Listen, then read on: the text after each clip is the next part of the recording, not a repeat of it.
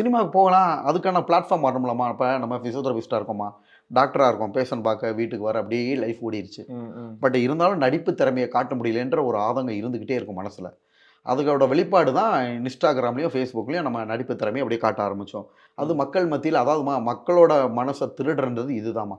நிறைய திருடிட்டீங்க. பேர் ஆமாம் நிறைய பேர் வந்து ஃபாலோவர்ஸ் வேணுமே அப்படின்னு சொல்லிட்டு ட்ரை பண்ணி ஏற்றுவாங்க. நம்ம எந்த எடிட் இல்லைம்மா, சும்மா சாதாரண மொபைல் தான் என் மொபைல் பாருங்கள்.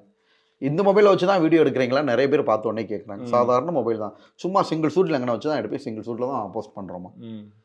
ஸோ அது வந்து மில்லியன் வியூஸ் என்ன ரீசனா, ஆக்டிங் பிடிச்சனால தான் மக்கள் பார்க்குறாங்க. ஆக்டிங் பிடிச்சனால. நடிப்பு திறமை பிடிச்சனால தான் எல்லாரும் பார்க்குறாங்கம்மா. யாருண்ணே ரோல் மாடல் உங்களுக்கு? அப்படிலாம் எதுவும் இல்லைம்மா. நான் என் ஸ்டைலில் நடிச்சேன். ரோல் மாடல் இவங்கள மாதிரி வரணும், அவங்கள மாதிரி வரணும், அந்த மாதிரிலாம் எந்த ஒரு இல்லை. இல்லை.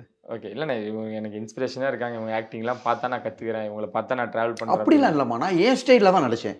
ப்ராமிஸாக இப்போ சிவாஜி கணேசன் எப்படி நடிக்கிறாருலாம் நான் ட்ரை பண்ணிலாம் பார்த்ததில்ல. அந்த அந்த மாதிரிலாம் பிளான் பண்ணியே பண்ணலாமா. என்னோட ஸ்டைலில் நடித்தேன். பட் அந்த கதாபாத்திரத்தை பார்ப்பேன்.